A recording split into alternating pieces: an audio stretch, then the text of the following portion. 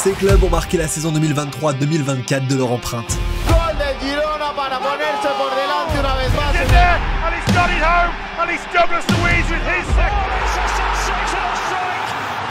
Tous les ans, au moment de commencer les championnats au mois d'août, on se demande quelle équipe va créer la surprise. Quelques mois après, la réponse est là. En cette fin de saison, je t'emmène vivre l'ambiance des 4 clubs les plus inattendus des 4 grands championnats. Arrivé au mois d'avril, la réalité se rapproche. Les étoiles mises dans les yeux de leurs supporters vont-elles se transformer en étoiles de la Champions League ?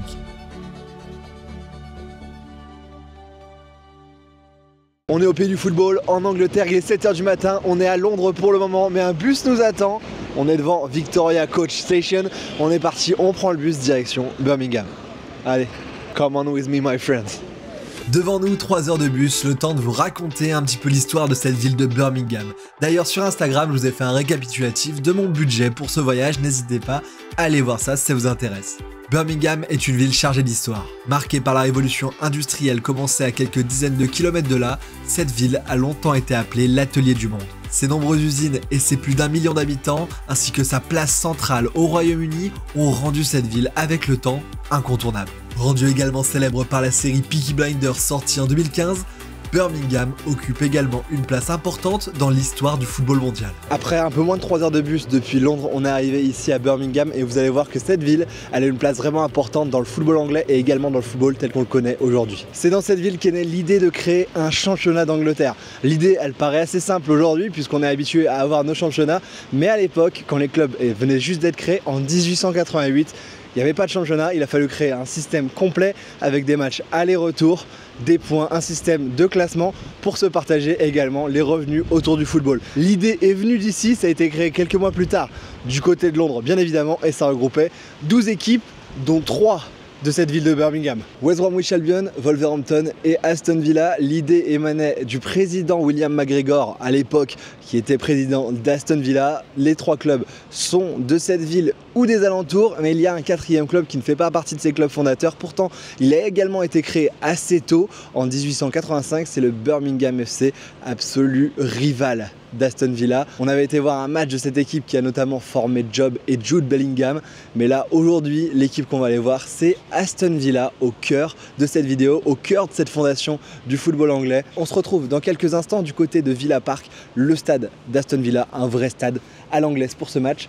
Aston Villa, Brentford, une course pour la Ligue des Champions. Aston Villa n'a pas disputé cette Ligue des Champions depuis bien longtemps. Avant d'aller au stade au Villa Park, je voulais vous partager tout de même la visite ici parce qu'il y a un vent monstrueux et cette ville elle est assez particulière. Depuis le début qu'on se balade, il n'y a pas grand chose à voir. C'est pas la meilleure des villes que j'ai fait pour l'instant et c'est une ville qui alterne entre modernité, ce qu'on peut voir ici là-bas, ou alors de l'ancien ici. C'est une ville qui s'est construite et développée autour et durant la période de la révolution industrielle qui a commencé à seulement 60 km d'ici et qui s'est développée ici. La ville est passée d'une ville de 80 000 habitants au début du 19e siècle à une ville d'1 million d'habitants au 20e siècle. C'est une méga city aujourd'hui qui est en train de passer, de faire une transition entre l'ancien et le nouveau. On peut le voir avec beaucoup de bâtiments, mais ça rend pas quelque chose d'assez enthousiasmant pour l'instant. Le match est dans 3h30, on va cette fois-ci bien filer à Villa Park parce que les conditions, comme vous pouvez le voir, sont assez compliquées. On est en route pour Villa Park, on est à 1h30 du match, on a une trentaine de minutes pour rejoindre le stade, donc on sera pile à l'heure comme il faut pour voir tout ce qu'on a besoin de voir. On va aller voir le travail fait par cette équipe de Villa qui a été promue il y a 5 ans en Première Ligue et qui aujourd'hui est aux portes de la Ligue des Champions à 7 matchs de la fin. Aujourd'hui, Aston Villa Brentford, on est parti, on se retrouve à Villa Park.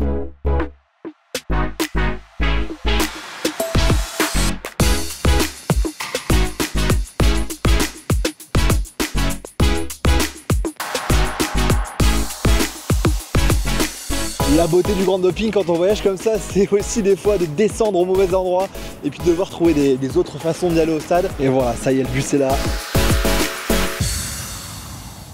On termine la route vers le stade, vraiment à pied, puisqu'on descend du bus pour vraiment profiter des alentours du stade. Là, on arrive près d'un des stades les plus vieux d'Europe, construit en 1897. Il accueille aujourd'hui 42 000 places et il est absolument magnifique juste devant nous avec beaucoup de briques rouges comme on a pu le voir dans le centre de la ville.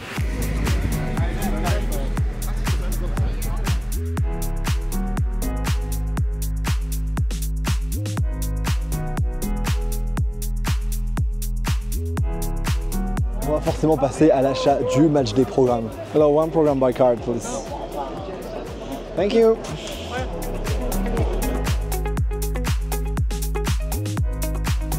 On est sur le point d'entrer dans ce stade, on parlait de la progression d'Aston Villa. Villa est passé de jouer le maintien il y a quelques années à jouer aujourd'hui une place en Champions League. La seule personne et le seul club qui peut les empêcher, c'est Tottenham qui est venu les gifler ici.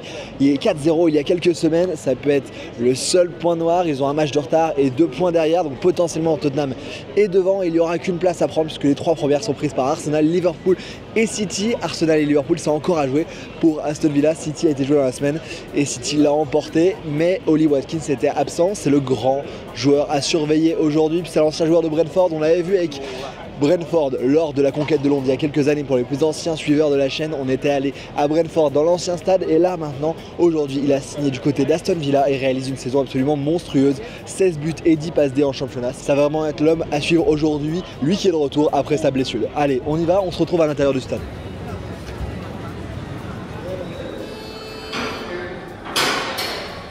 On est rentré, comme vous pouvez le voir, le stade est vraiment ancien. Bien des entrées à l'anglaise, c'est vraiment typique.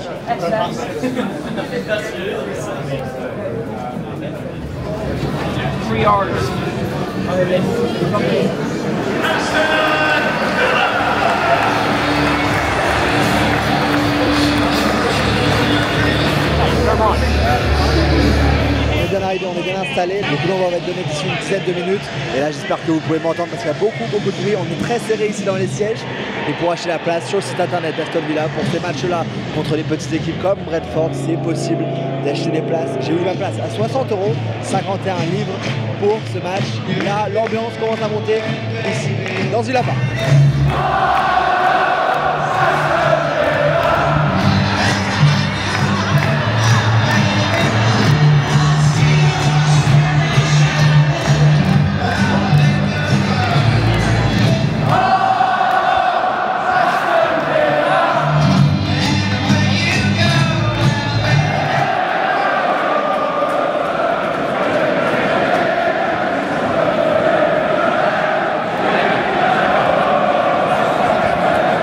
Les supporters de Brentford seront juste en dessous de nous, on ne pourra pas les voir, mais on pourra voir se faire chambrer par les tribunes basses.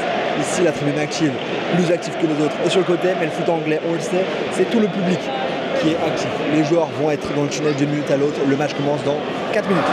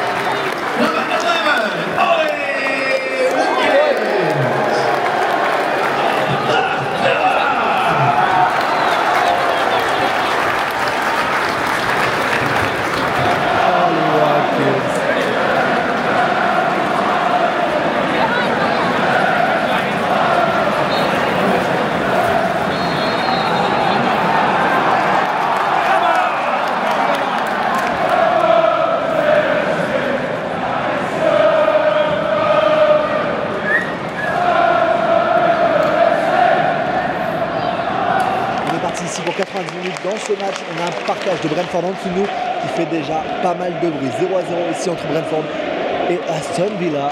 J'ai hâte de voir les réactions du public, notamment sur les buts. Ici, ça réagit fort.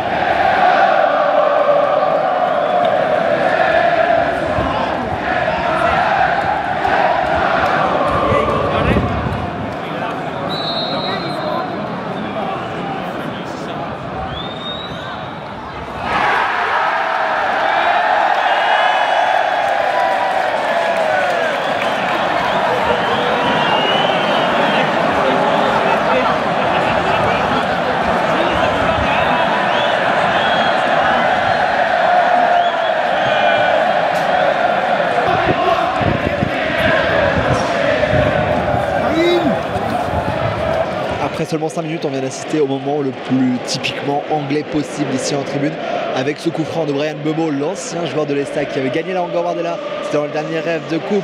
J'en ai parlé également. Bryan Mbeumo qui a gagné la Gambardella avec l'Estac en 2018, qui a signé à Brentford et qui est maintenant un des meilleurs joueurs de Brentford, a tiré son coup franc juste à côté. Ça a fait réagir le parquage avant de se faire chambrer puisqu'il n'y avait pas but par le reste de la tribune. Toujours 0-0, on joue maintenant la 10e minute de jeu ici à Villa Park.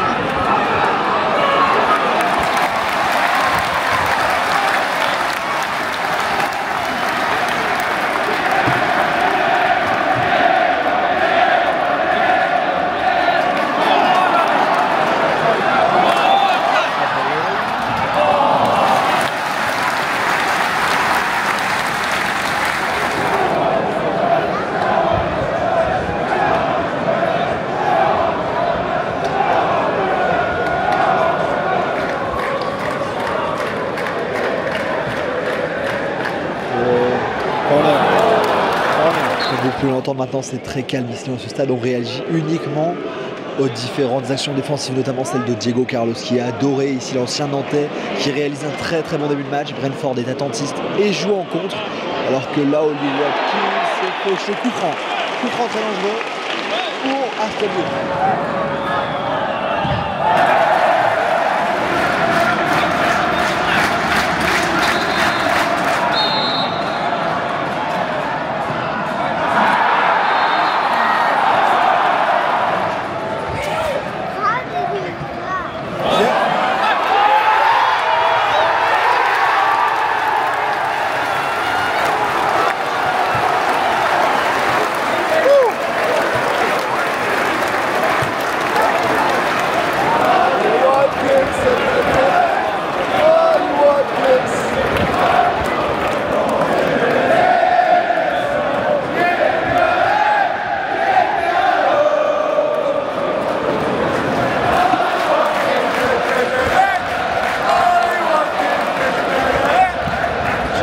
De jeu, ouverture du score pour Aston Villa avec ce but. Oli Watkins, l'ancien joueur de Brentford, c'était l'homme à suivre et il marque sur ce coup de tête. La balle a bien franchi la ligne, c'est pas Leon Bailey qui marque, c'est bien Oli Watkins. 1-0 aussi pour Villa, alors que Brentford va devoir maintenant aller jouer un peu parce que pour l'instant c'est l'attaque des défenses et là ce but va les obliger à sortir.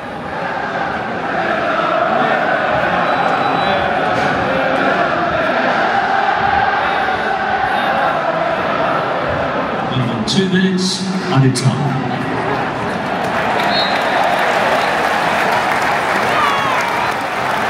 C'est la pause ici. 1-0 pour Villa. On se retrouve au retour des joueurs sur la pelouse.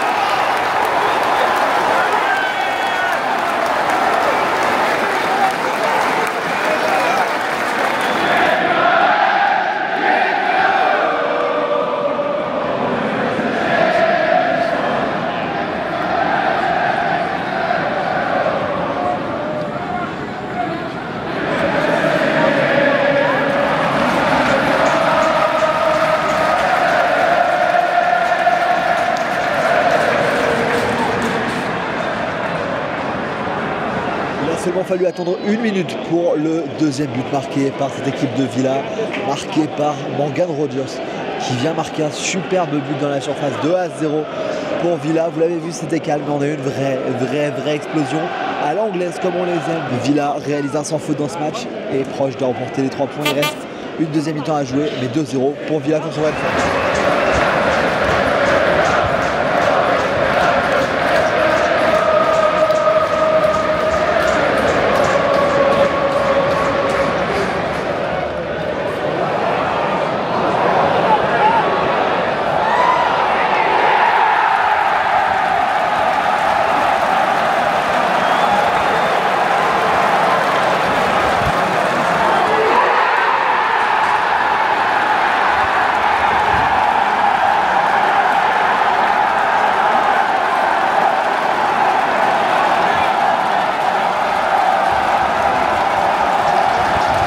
60e minute de jeu, en 5 minutes, tout a tourné ici. 2 buts marqués par Brentford, dont le dernier par Brian Bruno, l'ancien de l'Estac, qui vient marquer, égaliser. 2 buts partout, ça relance le match ici. 60e, la dynamique est totalement inversée ici avec Brentford qui attaque de plus en plus.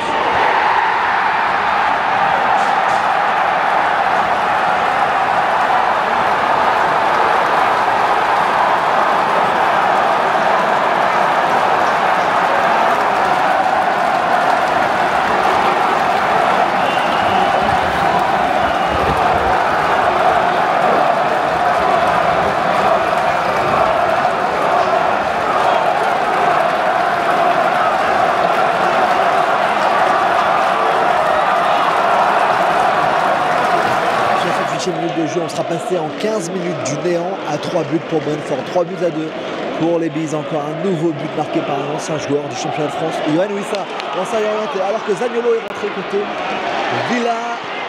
3 buts à 2 pour Brentford.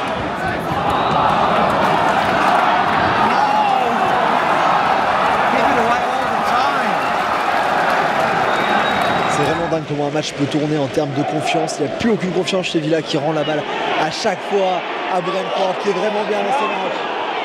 78e minute de jeu, toujours 3-2 pour Brentford.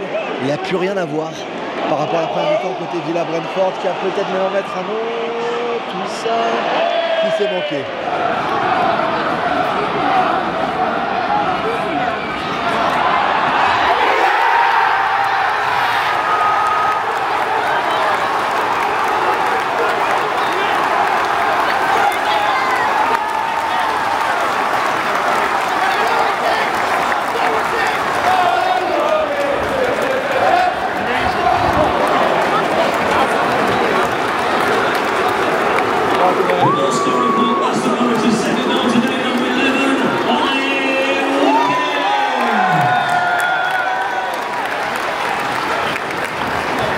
Le coup de tête d'Ollie Watkins qui vient signer son doublé, 3 buts partout. Quel match ici, il reste 10 minutes plus le temps additionnel, on va voir ce que ça donne.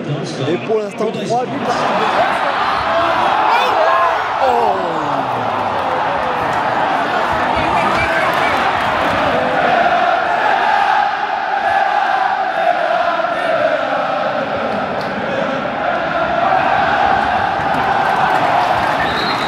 De Magui.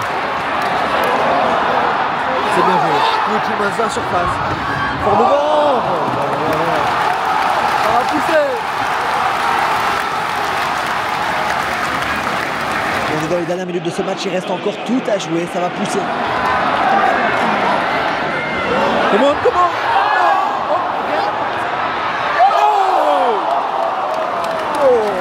Temps additionnel, 7 minutes à jouer, 3 partout.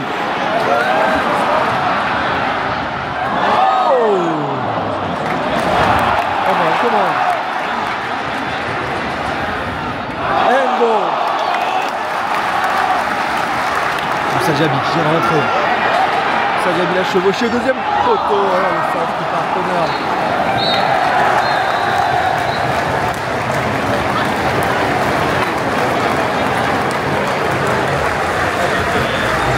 Le match est terminé ici au Villa Park. On vient de sortir et je viens de rencontrer 2 personnes en prenant des photos dans la tribune qui viennent d'un autre pays. Where you come from, guys? From Colombia. My name is Colombia? Dago. Yeah, I'm from Brazil. First time in the stadium of football. It's amazing.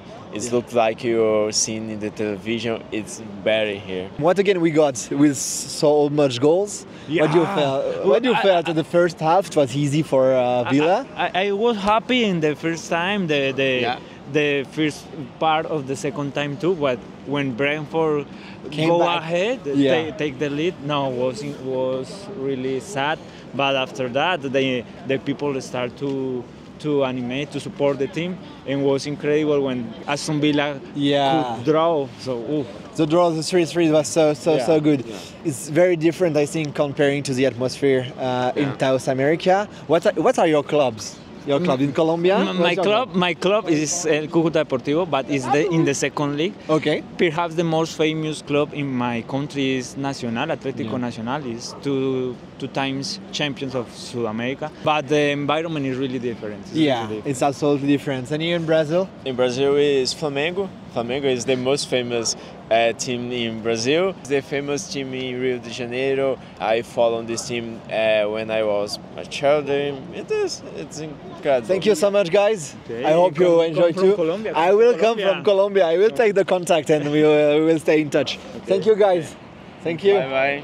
Thank you. Nice to meet you. The passion of football. From every country, thank you guys. Et voilà, merci à toutes et à tous, j'espère que vous avez apprécié cette première vidéo de la fin de saison, la course à l'Europe qui va être totalement folle. On va continuer le tour d'Europe avec un prochain match, ça sera très prochainement dans un autre pays. Je vous laisse deviner dans les commentaires où on va aller, quelles équipes aimeriez-vous voir également d'ici la fin de saison. J'ai déjà mes petites idées et un beau programme pour vous en cette fin de saison, pour le sprint final notamment, sur la course à l'Europe dans des clubs qu'on n'attendait pas, où ils sont aujourd'hui. Aston Villa a perdu lui des points dans sa course à l'Europe avec Tottenham, avec ce nul 3 partout, mais nous on a vu du spectacle ici pour ma première fois dans le Villa Park, un stade mythique du football européen. N'hésitez pas à vous abonner sur Insta, sur TikTok et à la chaîne YouTube, et nous on se dit à très vite quelque part d'autre en Europe pour vivre encore plus le football. Vive le football et vive le grand doping. Ciao.